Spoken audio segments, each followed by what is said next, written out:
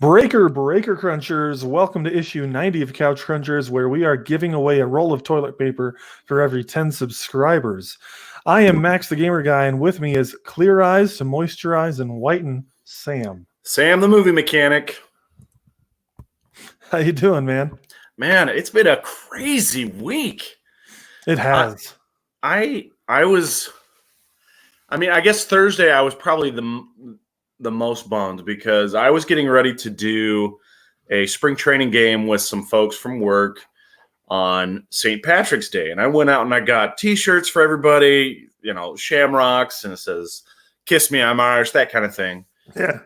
And then Thursday we get hit with, okay, well, actually basketball, the NBA is canceling their season or postponing their season. March Madness is going to play to empty crowds. Actually, no, they're canceling March Madness. Hockey is canceled. And I was like, oh, please not baseball, please not baseball. But of course, baseball was next. Yeah. And minor inconvenience for me, but it prompted me to start looking for coronavirus trackers. And I found this one that kind of breaks it down by country, and it has graphs and stuff. So if anybody is interested, it's called worldometers.info. Yeah, I've heard of this one. /coronavirus. It's very good. And it breaks down by country. It tallies the new cases every day, and it's really easy to read, really easy to understand. And I've really been interested by the way that it's presented. And they have graphs, like the new case graphs that kind of, in China, they're kind of going like this, right? They have this nice arc shape with one really big spike in the middle. It's like 10,000 cases in one day, but for the most part, it's like a nice bell curve. And then everywhere else, it's like on the front end of that curve. And Italy is like really steep. Italy's is like this. And it's like, what the heck is going on in Italy? Man. Yeah, it hit them hard lately. Real hard. Yeah, so of course, the stuff that really affects us is my in-laws just moved in, and they're both retired and in their 60s, and they have health issues. And so we've been kind of really anxious about the whole thing and wondering what's the right move besides just washing our hands. Do we keep our kids home from school?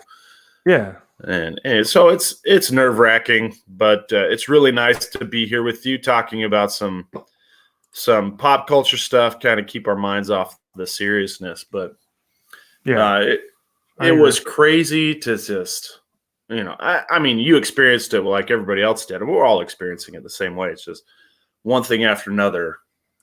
It just seems like it can't get any crazier, and then it gets crazier. Like today, I went to Walmart. My wife was like, "Hey, we need to go get some meat to last us for the next couple weeks." Yeah. And I was like, "Okay, well, I haven't been to the store since the panic set in, and I want to see how bare these shelves are, if that's really something that's true." And so we go in, and all of the deli and the produce and the bakery, that looks normal. That's fine. But as soon as you get into like the canned food and the ground beef and the toilet paper, of course, it's all bare shelves. And it was surreal. And it's like, I have never seen it like this ever. Maybe the next craziest thing I've seen is like a Black Friday. Yeah. But I've never seen bare shelves like this in my whole life. Dude, it's insane. I was going to go to the store today too, and probably should have, but we probably have about a month's worth of food here already. And at the end of this week, we're going to be going down to Arizona to visit family. So I'm just like, I just didn't feel like it. You know what I mean? I was like, right. I just don't want to go because I was expecting to experience that. But yeah, it's crazy to hear it firsthand from you. I've seen, other friends on the internet posting the same thing, like pictures of empty shelves of toilet paper, or I was on the phone with a client yesterday. They were telling me a really funny story, how their husband went to the store and he decided that instead of buying toilet paper, which they needed, He wanted to just get beer. So he was like, I'm just going to stock up on beer for the quarantine weekend. He's got a bunch of beer, and he actually did want toilet paper, but she's like, yeah, but there wasn't any. They were out of stock. And then he checks out, and as they're driving out, another person in the store that saw him looking for toilet paper stops him and says, hey, stop. They just put more on the shelves. And he's standing there in the middle of the parking lot with his underage kids, and he's like, watch the cart, and it's full of alcohol. He's like, watch the cart. I got to get some toilet paper. Oh, man. So we had to run inside and get some toilet paper. I just thought it was a funny story. Yeah. That is funny, but here's the funniest thing is everybody at the store participating in the panic buy is shaking their head like, I can't believe that we're being forced to participate in this panic shopping spree. No one really wants to do it. They just feel like they have to do it. And I had a friend call me today, and he says, hey, how you guys doing? I was like, oh, we're okay. He's like, how you doing for toilet paper? I was like, we're okay. He's like, well, I just want to let you know, I went to the store 3 weeks ago and I loaded up on toilet paper. I have 250 rolls of toilet paper. I was like, are you calling it brag? Like, what's going on here? What are you gonna do? Start toilet paper in the neighborhood just to flex on everybody? Yeah, that's funny. This just cracks me up because it's an upper respiratory disease. How is toilet paper going to help you? What was that show where the guy's like, trust me on this, when the apocalypse hits, what you need is toilet paper. What you're going to miss is toilet paper or something like that. Well, I mean, I would miss toilet paper because the reality is if a true apocalypse hits, I'm not going to have any water. It's not like I can just jump in the shower and wash off. Right. So, I mean, I would miss toilet paper. But I just think it's funny, the panic. And of course, everything is being impacted by it. Like, my work has put us on voluntary work from home, which is great for me. I enjoy that. But, I'm going to be working from my house, and a lot of other people are as well. And the church I go to isn't having meetings. We're going to be doing like remote stand-in type stuff instead. And I've never seen anything like this. And I was asking my parents who were in their 60s, and they said the same thing. They're like, no, I've never seen anything like this in my life. It's insane. I mean, if you ask someone who's in their 90s, maybe they've seen this before, you look at them, they maybe were kids during the Great Depression or something. But even then that was, in the 30s. So, but they maybe have seen something more like this, but this is unprecedented for almost everyone who's living today. And it's when it's over, I think we're going to look back and think, wow, this is kind of cool that we lived through it. But right now I'm just like, goodness gracious, this is insane. Yeah, I think the question we'll ask, and maybe the history books will ask, is, was it justified? Was the panic justified? And I mean, 150,000 cases in 2 months. That seems like a lot. That seems like a lot to me. Yeah. So I don't know. I mean, time will tell. But yeah. Right now, the panic does seem a little justified. The panic to me doesn't seem justified. The precautions are justified, in my opinion. Like my work taking measures, and grocery stores are closing earlier. Lots of different things. Cruises are closing down. Like Norwegian Cruise Lines, I think, announced that they're not going to be doing cruises until May or something like that. I can't remember the date exactly, but movie theaters, AMC has instituted every other seat rules. Harkins Theaters in Arizona is only doing 50% capacity. Cinemark has things in place to where when you go get a refill on your drink, they're going to give you a brand new cup or popcorn as well. Like, just like they're instituting precautions. And I think that's great. I think that's smart. I think that's a good thing. Studies will tell you that if you take precautions during an outbreak, you're going to have a lot less cases than if you don't. Even if it is just a cough. Most people that are recovering from this are just saying it was like a cold. It didn't feel that different than a cold. Still, there are some people dying from it. Why not be safe? Yeah. Anyway, we're not a political coronavirus show, but I don't think it's a political issue at all. I think it's. Right. I mean, there are people who are trying to turn it into a political issue. Yeah. But I don't think this is political. It's just This is just what we're all experiencing, and I think it's Yeah. okay to take a few minutes to try and work it out between friends and Absolutely. figure out, how are we going to get through these crazy times? I mean, they are crazy times. They really are. So you mentioned that church is canceled. So we go to the same church, and our church was canceled too. It's just different locations. Yeah. So once we've all had fun times with our spouses, I guess that's taken care of. Maybe 3 to 5 minutes of the lockdown. What do we do with 3 to 5 minutes? Your poor wife. Well, it's her. She's like, let's get it over with. Oh, okay. That sounds like most marriages. All right. I mean, that's definitely one of my goals for this quarantine period is how much intercourse can I engage in? That is very important. Let's you're gonna have to show us the tally on next week's show. No, I'm not gonna do that. But I mean, that's definitely one. And then I've also been doing some other stuff. Like I'm thinking to myself, I'm going to be working, but when you work from home, you don't have the commute. So I am going to have a little bit more of that time that I wouldn't have had. So it's like, all right, what do I do with some of that extra time? Or when I'm on a break at work, like I'm going to be here in my office. So I'm finding shows to binge watch and catch up on. And with church canceled tomorrow, that's going to be some of my time back as well. So it's like, well, what do I want to do at that time? And yeah, so let's dig into that. What are the shows on your queue right now? So I just started watching Altered Carbon season 2 today. Man, that show has way more dicks than you'd expect, right? Well, season 2 hasn't had any. Oh, that's good. Season 1 was chock full of them. Yeah, season 1 had a lot. Like, it was funny. I was reading up on it because season 2 hasn't had any nudity so far. I mean, I guess it depends what you call nudity because there was like a side profile of a man naked, but like you didn't see his actual butt or his penis or anything like that. But so the director was asked about it, and she said that, or the showrunner, I think it was, well, in season 1, it was necessary for the story, but this time it's not. And like, I can get behind a small degree when you say it's necessary for the story, but like Altered Carbon season 1, it was not always necessary for the story. Like, that's not true.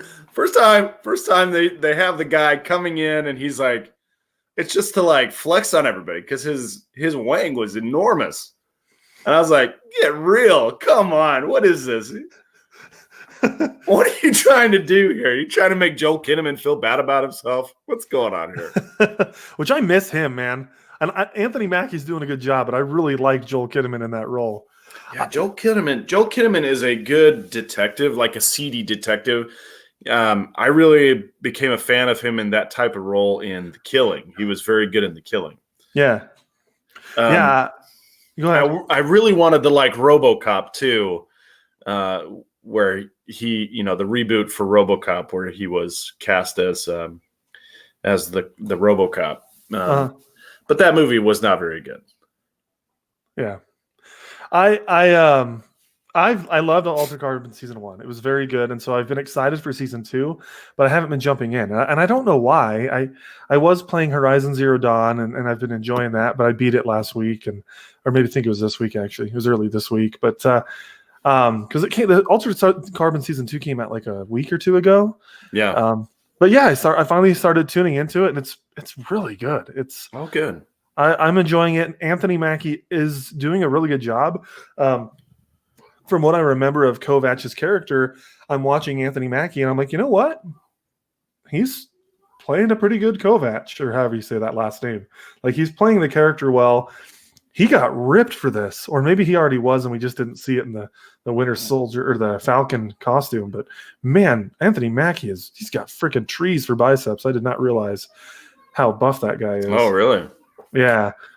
But it's been pretty good. I think season 1 is better so far, but I'm only 2 episodes in of an 8-episode season. But I like it. It's a really cool universe.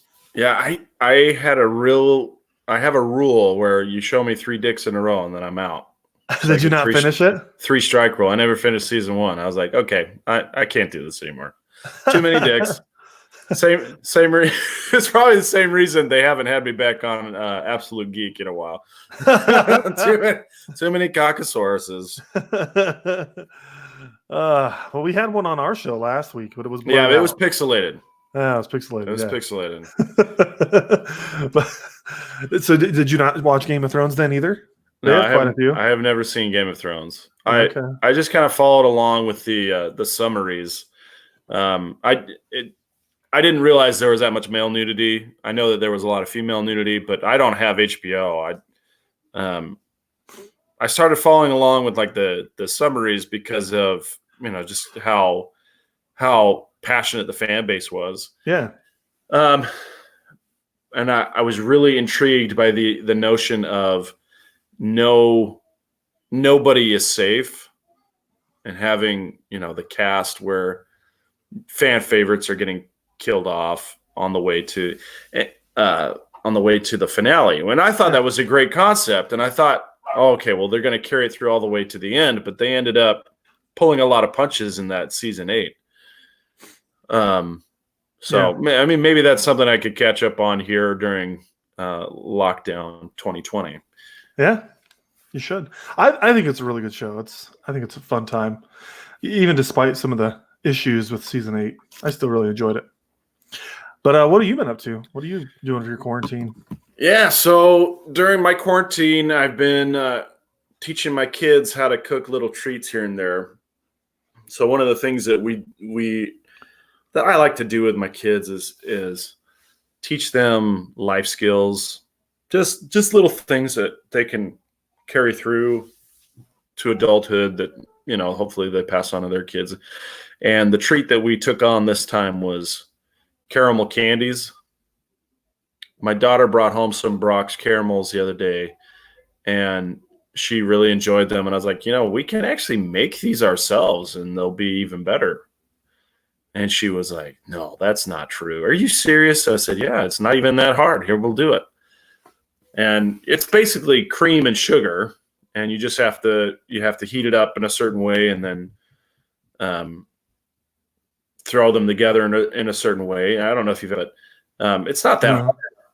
And the only detail of the particular recipe I was using is that at the end, you sprinkle some salt on top of it to give it that salted caramel flavor that is so popular these days. So, so we did that, and it did go off really well. I mean, it was really, really good. So we went to the store today. We bought a little more cream for the second batch, and we're gonna make another batch. And I'm gonna let the kids take a little more of the lead this time and see if it turns out as well. That's awesome. For me, see if I can pull this picture up. I'm not doing it this weekend, but when I'm shut in, this is what I really like to do right here. I like to smoke some brisket. That's some smoked brisket right there. Heck yeah. I love me some smoked brisket, and I love making it. And this is one of my cooks from, I don't know, probably 6 months ago or something like that. But absolutely delicious. Have you ever done a barbecue competition? No, I have not. Oh, okay. That's another one. Yeah. I've never done a barbecue competition, and I don't know if I want to or not, just because from what I've read up on them, they just take away a lot of the fun of it. Like for me, it's the experience of making it. It's fun to make the barbecue. It's fun to eat it and share it with people. Like when you're doing like a competition, they're judging how thick is your smoke ring, how thinly or thickly sliced are your pieces. Like actually, let me bring up that picture again. Yeah, let's take a look. So my pieces are cut way thick because I'm a horrible slicer. Okay. Like your knife isn't very sharp. No, my knife's fine. I'm just not good at it. Like I don't cut straight, and I don't like. I don't know. Like this one, I think I wasn't using my carving knife that I have now, but like my smoke ring's good. You can see it's a real juicy brisket. Like I have a video of this actual brisket. Like if you like squeeze on the top of a brisket and you see all the juices flowing out. Yeah. You've done a good job, and that definitely is the case with this one. But here on the left, if you look at like this piece especially, super thick, which is fine. Like it still tasted good, but in a competition that would be an issue. Another thing they look for in competitions is and I don't have any pictures of it to show you, but like on a piece, if you lift it up, you don't want it to fall apart, which every time I make brisket, it doesn't. What you want is it's the pull apart method. You like grab it, and if you give a really light tug and it breaks in half, you've cooked it just right, which is what happens when I make my brisket. So it's like, in some regards, I am doing competition, but I'm not, I don't know. I don't know if I want to do competition. It'd be fun, but. It sounds like you've researched it, though. I have because I love this stuff. I love putting stuff on my Traeger, and people say that's lazy smoking, and it is, but it still tastes delicious. So if you want to call me lazy, my smoked barbecue probably tastes better than yours. Well, it definitely tastes better than mine. I don't even do smoking meats. I've never done that. I have a friend. Okay, now check this out. I have a friend who's so in love with his smoker that he decided he was going to bake cookies in a smoker. Nice. No, it was so gross. It was so gross, dude. It was gross. He made chocolate chip cookies in a smoker. Now, the first cookie, you're like, oh, that's interesting. That's really interesting.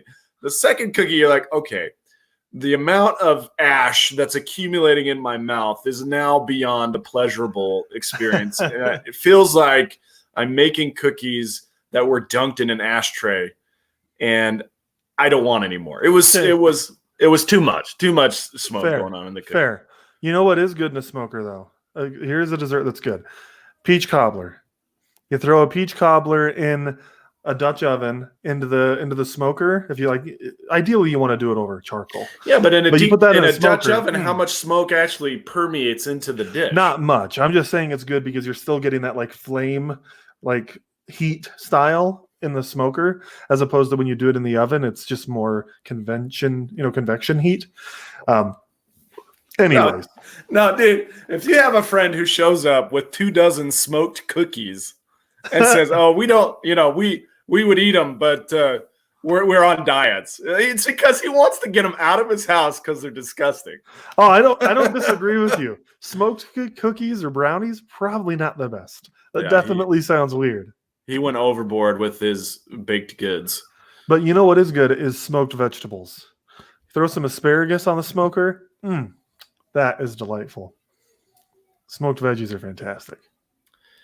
Well, so one of the things that I asked on Facebook this week was, now that everyone is stuck at home this weekend, is anyone planning on getting pregnant? And you responded to that and said, too late. We're already there. We're already done. How's your wife progressing? Are you guys getting close to the due date? July is the due date. So we're not quite there, but we're getting closer. She's 22 weeks now, and she's starting to feel it for sure. But what's been fun is the baby's starting to get big enough to where he's kicking and I can feel him on the outside. So that was really fun. Like my wife will hold her stomach every now and again and try to feel him. And I can sometimes feel him a little bit, but not a lot. But this past week and today especially, I put my hand at one point and I could just feel him moving like crazy, kicking, just wiggling, moving all around. And that's pretty fun. Like it just feels even more real. Like, oh, wow, there's someone in there. I can feel them moving. And, he's almost to the point where, not that we'd want him to be birthed early, but he's almost to the point where he's actually like viable and could live on his own probably like 4 or 5 weeks from now. I think when they're viable at that point. You don't really want that. Yeah. I don't know if we've talked about this previously on the podcast, but you have a name picked out. Is it Lance? You're going to name him Lance? Absolute Lance after your podcast friends? Absolute Lance? No, we do actually. Absolute Lance, the Gamer Guy Jr. Yeah. We do have a name picked out for him. I'm named after a certain tradition in my family, and we're going to carry it forward. We're going to name him James. So, we are thinking of nicknaming him JD because we both love Scrubs, and his middle name would work with that. And I don't like the name. I don't like the idea of calling my baby James. It just feels like a little bit older than a baby kind of a name. I feel like he'd need to be in a bow tie for me to be comfortable calling him James. So yeah, I get that. I have a son. My oldest son's name is Thaddeus, Uh-huh. and everyone's like, "Oh, well, do you call him Thad?" I was like, "No. Why would I call him Thad? Thad is so much worse than Thaddeus. Thaddeus is a great name. Thad is a terrible name." So yeah, I always call my sons by the names that I intended for them. So Thaddeus, my middle son's name is Ace. My youngest son's name is Dean. Mm-hmm. They're all named after characters and shows that we were into at the time they were born. So Supernatural. Right. His name is Dean Colt Richardson. So Dean after Dean Winchester, Colt after their demon-killing gun. Oh, it actually is Supernatural? Yeah. I was kidding. I didn't realize you were a Supernatural fan as well. Well, I mean, at the time we were really into it. I'll tip my hat to Lance as the Supernatural expert on the podcast. I kind of fall in and out of love with the show because it does kind of bandy back and forth. Like you can never tell which brother is supposed to be the Rock and which one is supposed to be the overly emotional one, because they like take turns every episode. Yeah. And sometimes even scene to scene. But we definitely did, at the time that my son was born, we did like Dean better. Plus, my name's Sam. Ace, my other son, has Samuel in his name as well. So we already had a Sam. We already had two Sams. We didn't need any more Sams. Yeah. So what's Ace from? So Ace is a character in One Piece. He's the older brother of the main character, and very popular character, and it was actually the only name from that series that my wife would allow.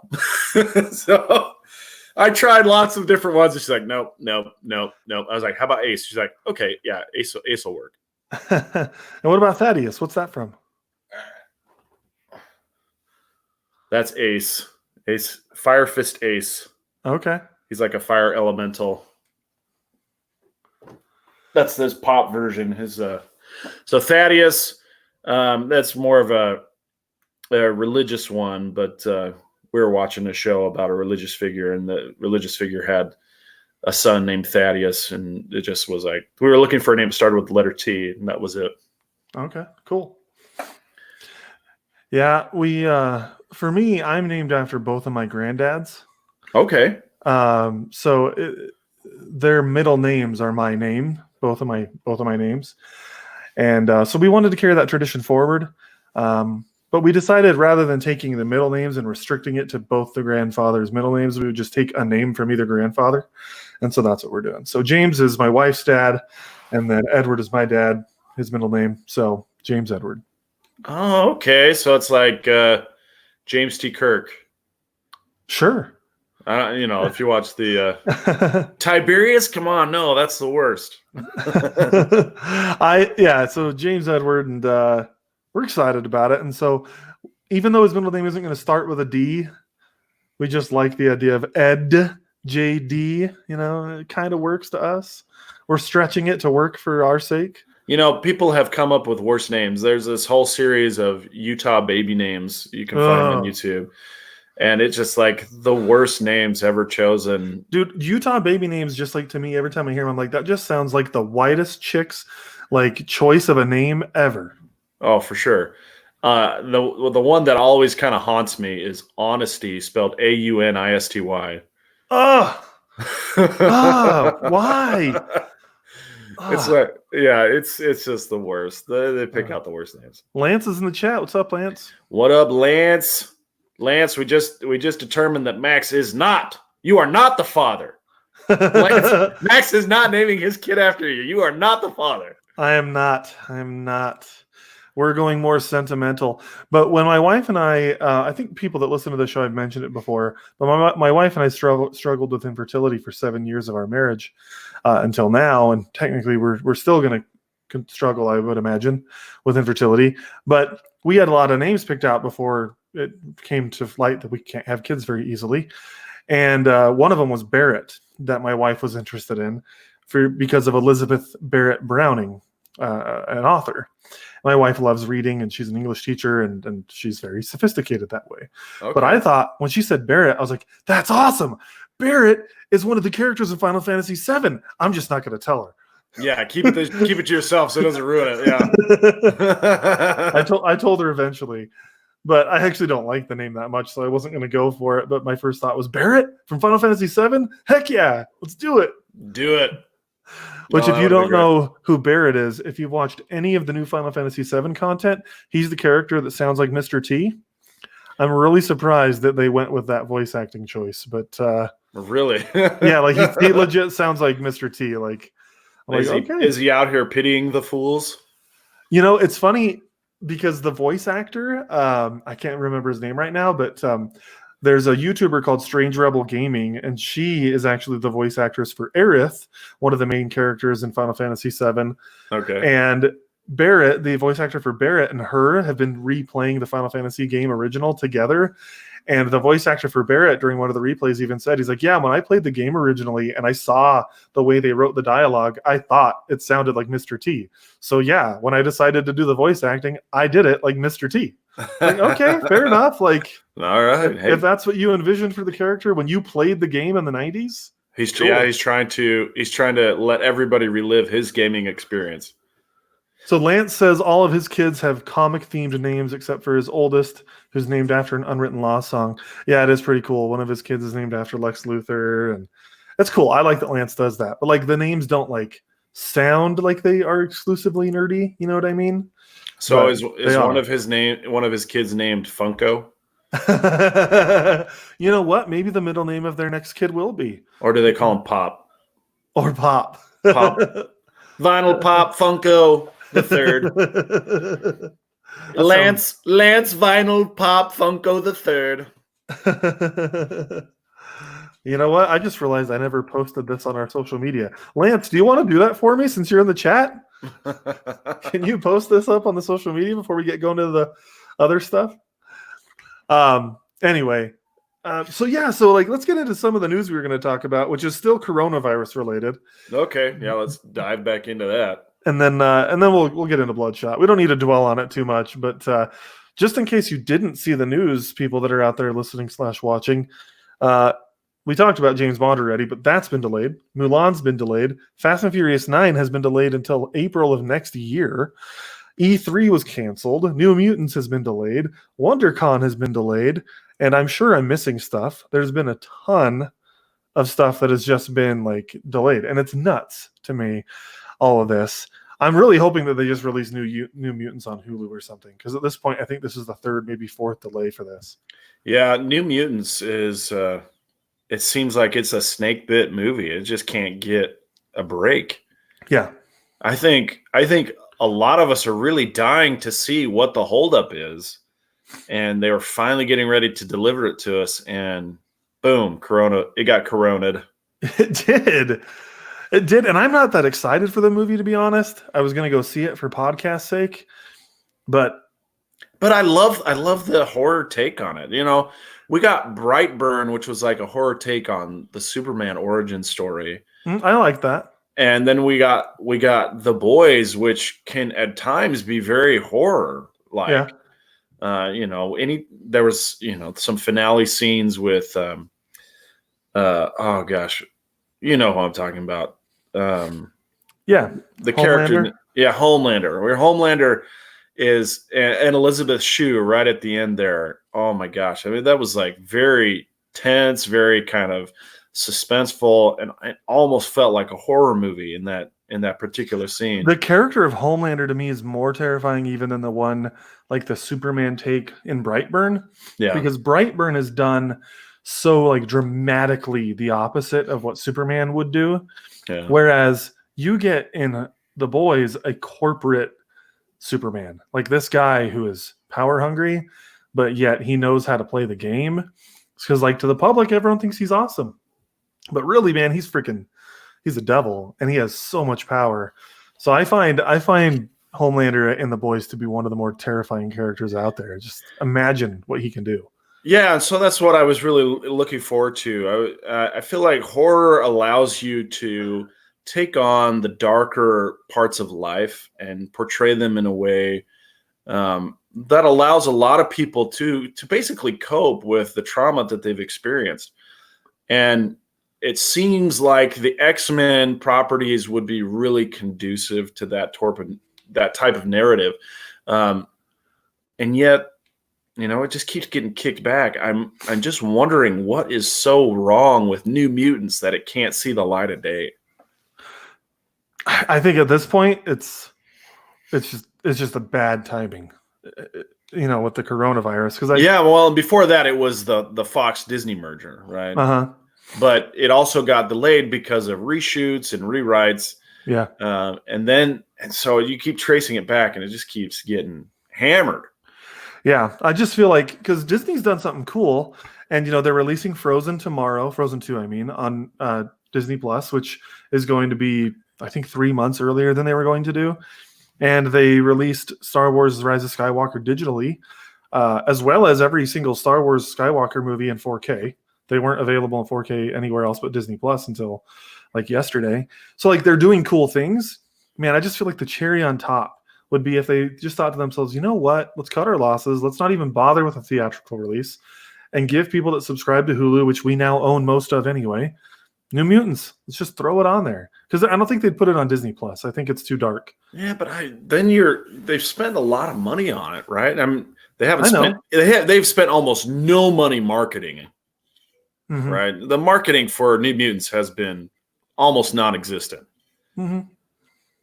So I don't know how much money they've got in it, but it seems like they are trying to cut their losses. But I think, they do want a theatrical release to recover some of their investment, right? They do. I'm just wondering if they would maybe look at it as a good investment to say, you know what? There's a crisis going on. This is going to give us good PR. This movie's been riddled with issues. Let's throw it out there. I don't think they're going to do it. I just think it'd be an interesting concept for them to do it.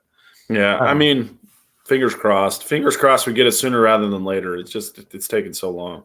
But I don't think it's going to happen. I think they're going to wait. They're going to put it out in theaters. The one that really floors me, though, is Fast 9 being delayed till April. That really surprises me. That makes me think they wanted to delay it anyway, and they just used the coronavirus to do it. But yeah, a year delay. A year. They played the trailer again before Bloodshot, right? Yeah. And Charlize Theron's haircut is so dumb. Awful. Can you do reshoots on that? Oh my God. CGI some hair on that woman or something. She looks awful. What is Tropic Thunder, right? Ben Stiller's handicapped character from Tropic Thunder. She looks just like Simple Jack. She looks like Simple Jack from Tropic Thunder. I haven't even seen the movie, and I know who you're talking about. She looks atrocious. It looks so bad. It's such a dumb haircut. It's a horrible haircut.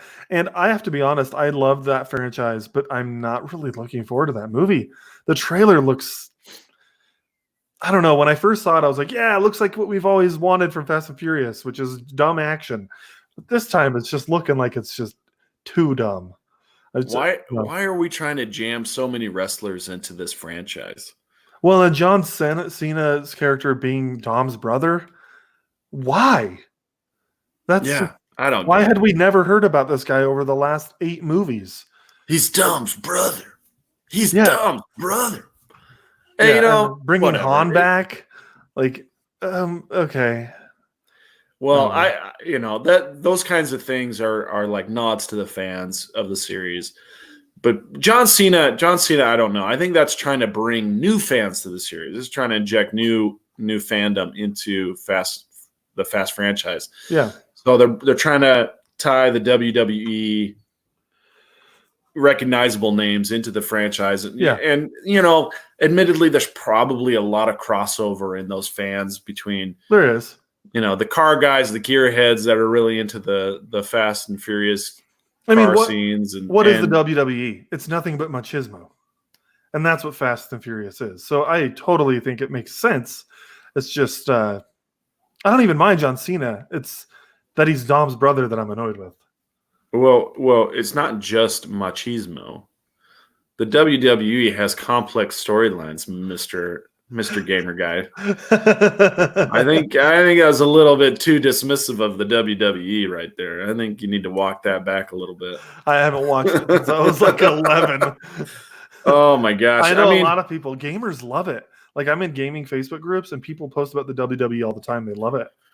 well, it is a lot of fun, and it's as close to a cartoon as you're going to get from real life people. And I don't know if we've talked about this. I think we did talk about this on the podcast, but I went to an amateur wrestling night here in Arizona, and it was so bonkers. And I actually had a wonderful time. It was really fun, and I'm looking forward to the next one.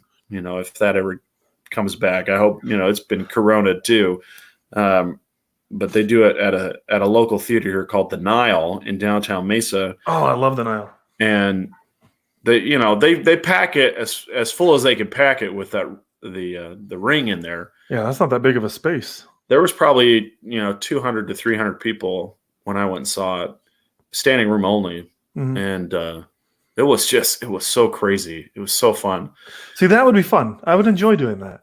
I think dude. that'd be You'd get a real kick out of it. And you're so close to the action that they are giving and taking from the audience as it goes on. So, I can shout at a wrestler and he will look at me and be like, "You're next, buddy."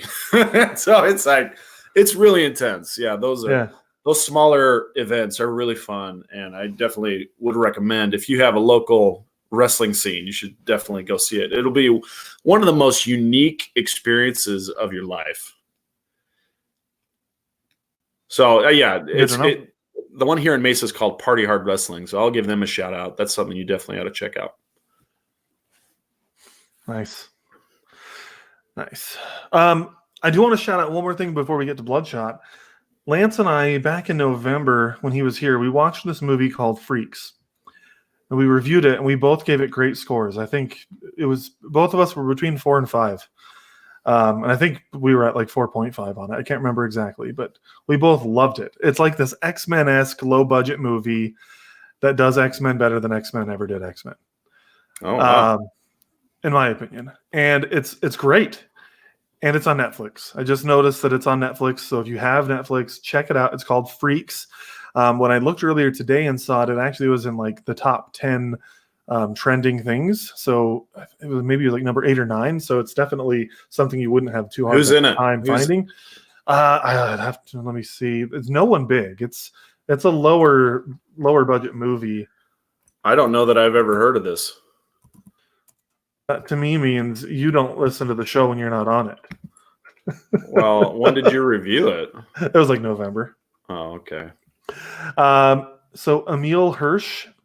Okay. Bruce Dern. I don't know who Bruce Dern is. Bruce Dern was one of the more familiar faces. What is he in? He's in The Hateful Eight. Oh, no, I know who Bruce Dern is. He's an older gentleman. And then is Grace Park who I think it is? Yeah, Grace Park. This is she's in A Million Little Things actually, and Battlestar Galactica. She was Lieutenant Sharon Boomer Vale in Battlestar Galactica. But it's not a huge big budget movie. Lexi Colker though is the name of like the main girl. It mostly is about this young girl who I think is supposed to be about 8 or 9 years old, and she has superpowers. And it's a world where if you have superpowers, you are shunned and they kill you or put you in internment camps. Basically, like it's the X-Men story where if you're a mutant, you're going to be thrown in prison or persecuted heavily. That isn't that weird though? Like, do you think that's how humanity would respond to someone with superpowers? I think in the 90s, yes. Not today. No way. There's no way. No, I don't think today, but I think 30 years ago, maybe. But I don't know, man. Imagine if someone did come into the world and they could teleport anywhere they wanted, and now they're robbing banks or like if they're doing bad things with their powers. I could see the world turning on anyone who has powers. Oh, that sounds like that Hayden Christensen movie. What was it, Jumper? Yes, that movie was so goofy. Yeah, I barely remembered at this point. But yeah, I don't know. I think most people would be like, "Oh, that's neat," and then just kind of go on, right? Just go on their lives. That someone has powers? Yeah, I think most people would be like, "Oh, that's neat." Yeah, okay. I don't agree. Imagine if you found out someone could literally fly without like technology. You don't think that you'd be like amazed? People can fly now. People can fly now. What? There's a guy named Jetman, and he flies on his, outside of airplane. He's got a little jetpack. Yeah, I said without technology. I mean, we could do it with technology. Why do you need to do it without technology? I'm saying it would be more. I think people would be more floored if there was literally someone like Superman who could fly around and Well, I lift mean, cars. it's the same thing. This guy, he jumps out, he stands on the ground, he turns on a suit, and then he flies up in the air like 3,000 feet in the air. That's amazing. You could do that amazing. too. It is amazing, but it's right. different. It's different when you create technology as opposed to you can just do it. I don't know.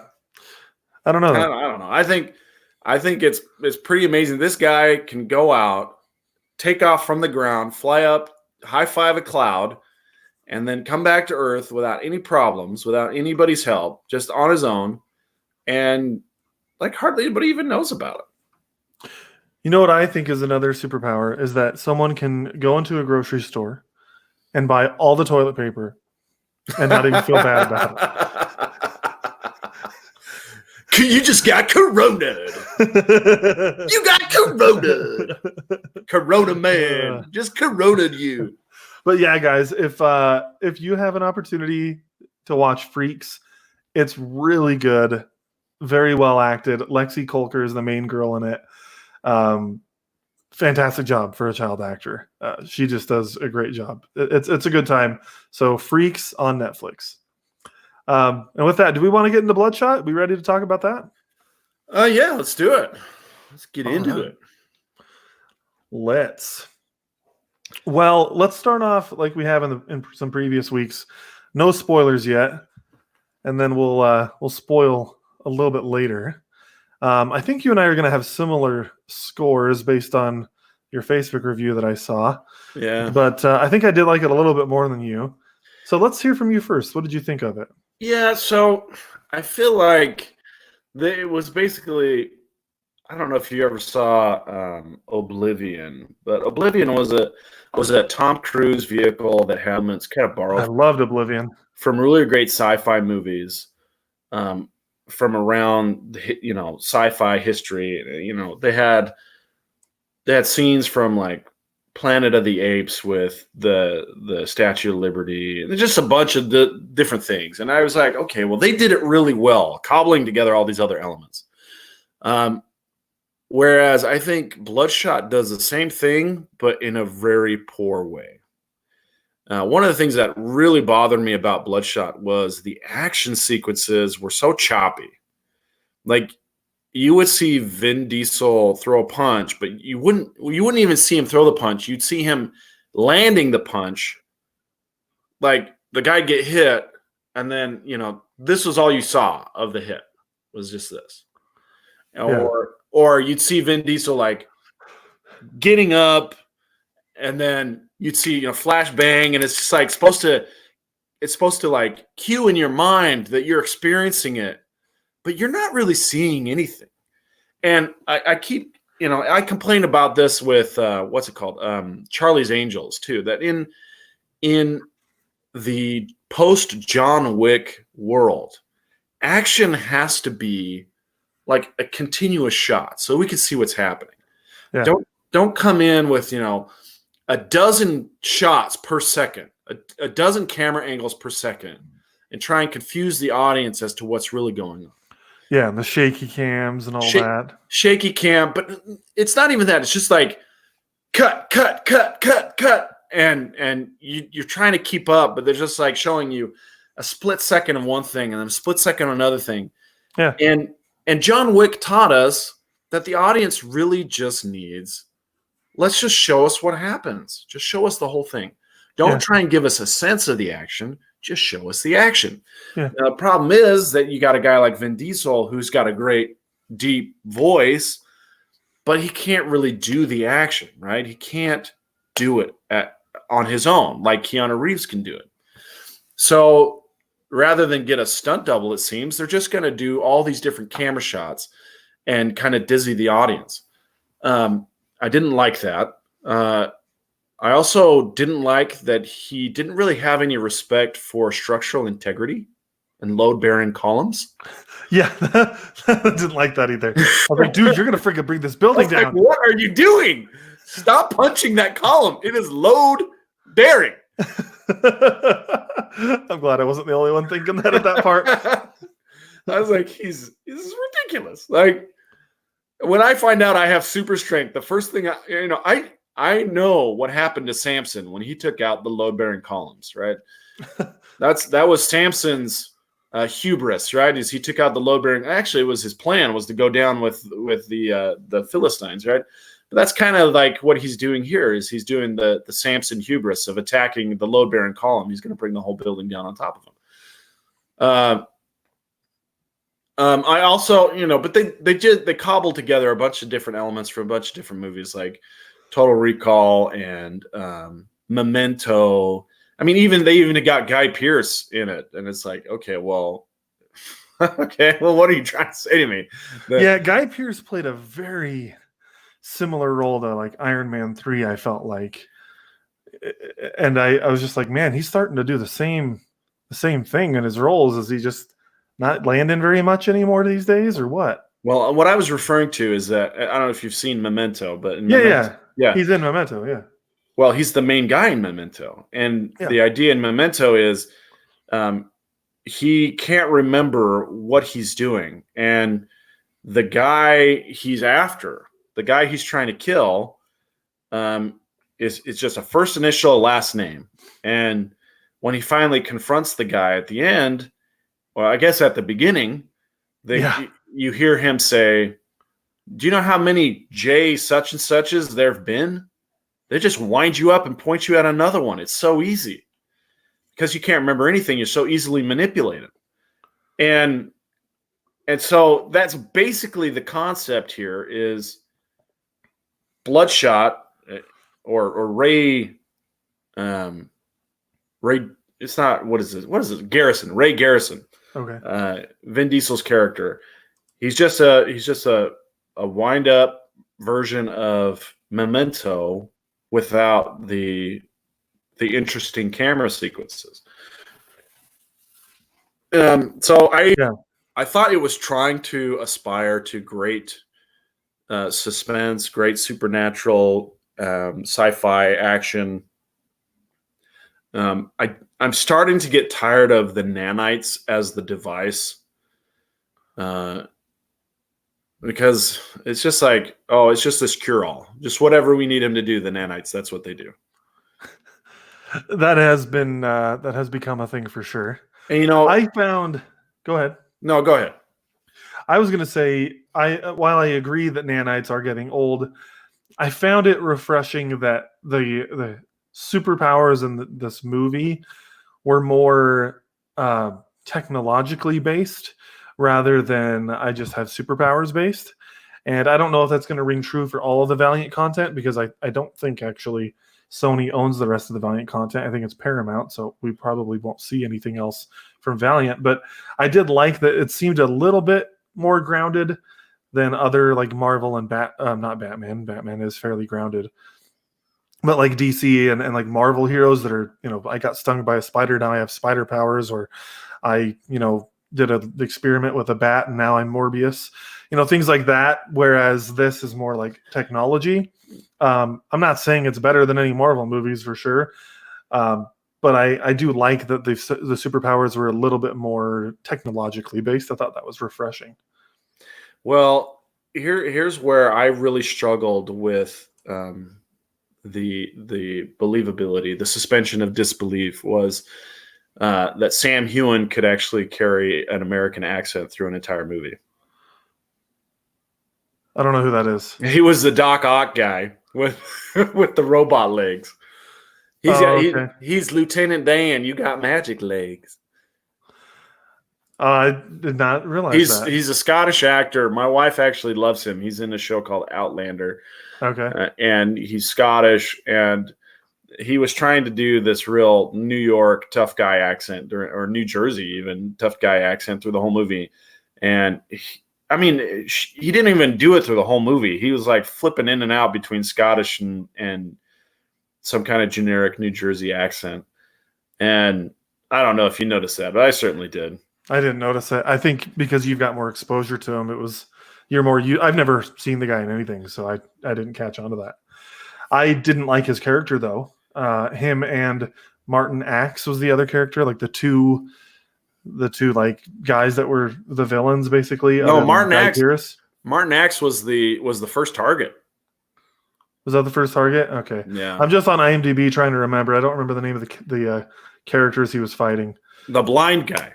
You just call him the blind guy. Eyes. Okay. You can call him Eyes. Eyes. Okay. Eyes and magic legs. I didn't like either of them. They were very one note. They weren't fleshed out characters. They weren't interesting at all. Like I just wanted them to die. They didn't. I didn't enjoy them at all. Dude, but then Eyes, again, no, it's not even that. Like Eyes, like what is his motivation? Like to be in the scene. He didn't do anything. He didn't make a single choice. He didn't make his allegiance known at all. Like he would go where he was ordered to go, but he didn't do anything once he got there. Yeah. Remember on the elevator scene, like I don't remember if he even threw a single punch, maybe one or two. He was more productive in the other scene when they were chasing him down and he was using like drones and stuff. That's where he actually seemed more impactful. But overall, I didn't care for those characters. They were horrible. So uninteresting. But should we put the spoiler tag up? I feel like we're starting to dive into that. Yeah, let's put the spoilers. I just want to rip into this thing. To answer your question, Solo Wookiee, blind like Geordie LaForge from Star Trek: The Next Generation. He can see. He's blind, but he can see with the aid of technology. Yes. Yeah. So, like, of the villains, I liked.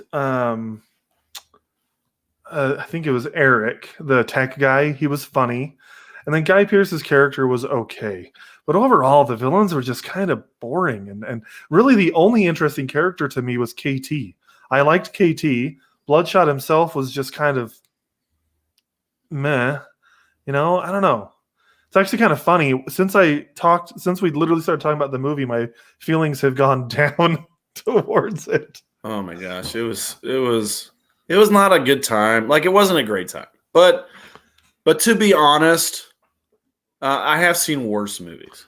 I've seen a lot worse. And I'll tell you the redeeming factor. You mentioned KT. Asa Gonzalez is the gal who played KT, and oh my gosh, is she ever easy on the eyes? Oh my gosh, she's gorgeous. She is gorgeous. Like I was like, okay, all right. You had me, but now you have my attention. What does he say in Django Unchained? He's like, you had my attention, but now you have my focus, or something like that. Yeah, she's darling in Baby Driver as well. I knew I'd seen her in some stuff. She is. Anytime she was on screen, I couldn't take my eyes off of her. She's gorgeous. But her character was good too. Like her character had feelings, had a lot more depth. Her and Bloodshot were the most fleshed out characters, and I think she was even better so than Bloodshot himself. But yeah, I enjoyed her. I enjoyed Bloodshot, like the character, and I enjoyed the movie, but I didn't love it. I said it on my Facebook post that I want to see a sequel, and I think that's still true. But I want to see a sequel because I think the Valiant universe, as I know it, is an interesting universe. But then when I read that Paramount owns everything but Bloodshot, now I'm just like, well, then let Paramount do their thing. Let's get the Valiant universe from them, and maybe we don't need to see Bloodshot. Yeah, I'm not really interested in a sequel to this movie at all. I would rather see a sequel of Asa Gonzalez just reading recipes. I think that would be amazing. just telling us, her shopping list. I think that would be so great. I want to know what's going on with her. What's You need going to on with follow her on Instagram or something. her? I just want to know what's going on with her. She seems very interesting. I think we need to find out. She's in Godzilla versus Kong, so we'll get her in that later this year, unless that gets delayed. Oh, everything's getting delayed. Everything's been coroned. The world's been coroned. Madam M, she was in Fast and Furious. I didn't realize she was in the Hobbs and Shaw. Sorry, I was just looking through like the stuff she's in. As long as she doesn't cut her hair like Simple Jack, she'll be fine. She's got a long and lustrous career ahead of her for sure. Yeah, I don't know. I would be interested in seeing a sequel, but I think I'm also realizing that I don't like Vin Diesel that much. I like the Fast and Furious movies, but he's just boring. He's not a good actor. He's just famous. He's got this really deep voice, and he's got a certain look, but he can't do his own stunts, and he can't really move. He can't really do a whole lot of motion through a scene. Yeah. So, I mean, if you're looking for like the strong silent type, that's really Vin Diesel, right? That's kind of where he's at. Yeah. But you can't really do a whole lot with a strong silent type. You've got to have more dynamism in your actors to carry an action movie like this. Plus, he is getting a little bit older. I mean, he's like 50, I think. Yeah, he's about 50 years old. I mean, Keanu Reeves is 50 and he can still do stuff, but he's not really the bulky type like Vin Diesel is either. Yeah, Vin Diesel's 53 this July. Yeah. And he looks good for 53. Yeah, for sure. But it's just not. Yeah. It's not. It wasn't good, man. It's not a good movie. Yeah, I liked some of the action in it. But you're right. It was very just like choppy. And now that I look back on it, I'm like, yeah. And it was very Vin Diesel-y action. It was him throwing people into walls and just very just like, how do I word this? Like boxer-ish, but not even that. It was just like brute force. That's really what the word I'm looking for. It was just very brute force, no finesse. And maybe that's what Bloodshot, the character, is like. But I'm not sure that this is a good fit for Vin Diesel the more that we're talking about it. And I also I don't want to forget about this. I hated the fact that he never really turns like that albino white with the red eyes. Like there was right? Yeah, his look. Like that's his all the time look. It's not when his powers are getting really intense look. It's all the time. And my buddy who actually used to be on the show, Jordan, he loves the Valiant stuff. Exo Man of War, from what I remember, is his favorite, but he likes Bloodshot a lot. And he told me when he saw the trailer that he's like, yeah, I'm surprised they don't have him with the look, but what I think they're going to do is go with the storyline where he doesn't have the look, and then after he breaks free, he decides to give himself that look because he doesn't feel totally human. He has control over his life, and he wants to make himself look unique, kind of a thing. Like he chooses to make himself look that way. And so that's what I thought the movie was going to do, maybe, is go that route. And nope, they didn't do that. He just turns the super white red eyes when his powers are really intense. And did you understand? I never really understood. They said that his powers needed to recharge. How did they recharge? They gave him a new batch of nanites. Oh, so it was actually his nanites running out. Yeah. They would run out of energy, and so they would flush them and then give him a new set. Okay. And then at the end, Wiggins, I think is the name, which I liked that character. He was fun. Yeah, he was fun. He just made it so like they would like self-replicate or something. I don't know. I guess he didn't explain it. He just said that you're not going to need to recharge anymore or something like that. It's like, hey, guess what? We fixed it. Okay, great. Okay, great. Let's do it. Let's get out of here. Let's go find my family, live my life a quarter mile at a time. Yeah, I'm getting to the point where if it's not Groot or Dom, I don't know that I care to see Vin Diesel anymore. Yeah. I don't know, and he didn't like use the dual wielding pistols very much either, which is also an iconic thing from the comic book. It just feels like it's like you gave it's like you gave a Spider-Man without web shooters. Yeah. Just I don't know. It's a bit of a letdown in that regard, and yeah, But I don't know. I mean, here's the deal: if you've already, Bloodshot suffers from a lot of things. One, 2019 was an incredible year for movies. It's true. Two, we've already had some decent releases in 2020. And if you've already seen all of those good movies from 2019, Ford v Ferrari, Parasite, all the other ones that were so good in 2020, Doctor Sleep. I mean, that came out a long time ago, but Jojo Rabbit, Rabbit, John Wick 3. If you've already seen all that stuff, you don't want to see Sonic the Hedgehog again. You don't want to see Onward with the kids. You want looking for something a little more PG-13, tipping towards R. Yeah, they should have just made it R. I feel like that would have honestly made it better, but I mean, then you're fine. I mean, it's not the worst way. I mean, all the sports is canceled. Everything else is Corona, so you might as well go spend a few minutes with Vin Diesel and then complain about it with us afterwards. Yeah, I think I would agree. Like I had a good time and I enjoyed myself, but I didn't leave the theater saying, "Wow, that was like incredible." I just left the theater saying, "I had a fun time." It was what I expected for the most part. Yeah, I mean, honestly, if you go for Asa Gonzalez, you won't be disappointed at all. Yeah, worth the price of entry. I mean, oh my gosh, I can't. I've never seen you get so like Lance every week is a horn dog. I have to like rein him in. But you never comment. But man, you've got a crush on this girl. Well, there just wasn't anything else going on in this movie, to be honest. There just wasn't anything else. And I was like, okay, well, I'm going to take what they give me. I'm pick up what they're putting down. And Asa Gonzalez is taking the lead here.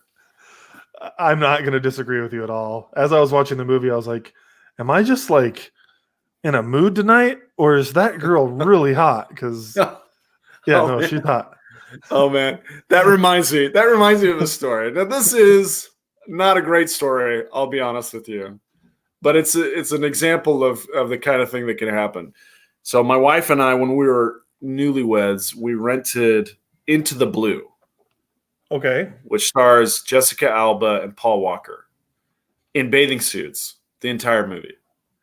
And we watched it for like 10 minutes and we're like, okay, let's just get it on. Let's just do it. That's what I figured. We're both horned up. Let's just get it done. They're both hot people. And they were wearing nothing. Yeah, no. And that was like 10 years ago when those, Jessica Alba was a babe. So we're still beautiful, but yeah. Yeah, we got worked up and we just turned it off. We got it done. I don't blame you at all. That's awesome. But so if nothing else, go. Oh, we got to give our ratings. No, I agree. Start with you. Two couch cushions and a throw pillow. 2.5. I was it's funny. When we started this conversation, I was going to give it a 3, but now I'm with you and I'm going to say 2 couch cushions and a throw pillow as well. And that throw pillow is entirely devoted.